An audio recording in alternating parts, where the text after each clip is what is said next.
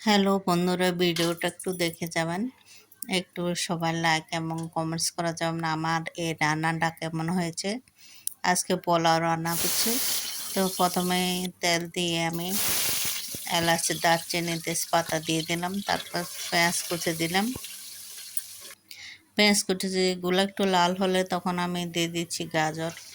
চাল আগে চিনি গুঁড়া চাল আগে ধুয়ে রেখেছি, আড়াই পট চাল দিয়েছি এখানে।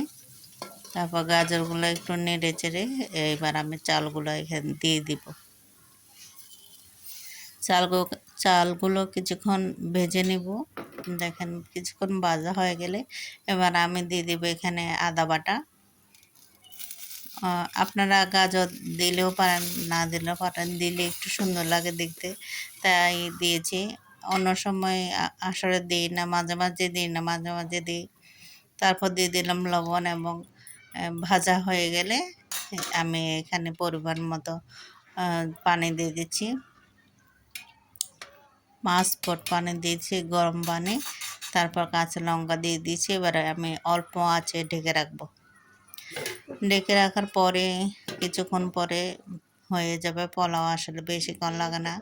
তারপর এখানে আমি দিয়ে দিব ঘি, ছড়িয়ে দিব। ঘি দিয়ে দিলে একটু ঘ্রাণ লাগে, ভালো খেতে ভালো লাগে। ঘি দিয়ে আমি এবার উল্টে পাল্টে একটু নেড়ে চেড়ে দিব। তারপরে আরও কিছুক্ষণ দমে মানে অল্প আঁচে রেখে দিব। তারপর হয়ে যাবে আমার পোলাও। দেখেন একটু নেড়ে চেড়ে দিচ্ছি আমি। ঘিটা যেন সব জায়গায় একটু ভালোভাবে লাগে সেন্টটা, তাই। তারপর এখানে আমি উপরে ছড়িয়ে দিব, কি দিব বলেন তো, বেরেস্তা। বেরেস্তাগুলো আগেই আমি ভেজে রেখেছি। বেরেস্তা ছড়িয়ে দিয়ে কিছুক্ষণ ঢাকা দিয়ে রেখে দিব। তারপর হয়ে গেছে আমার পোলাও।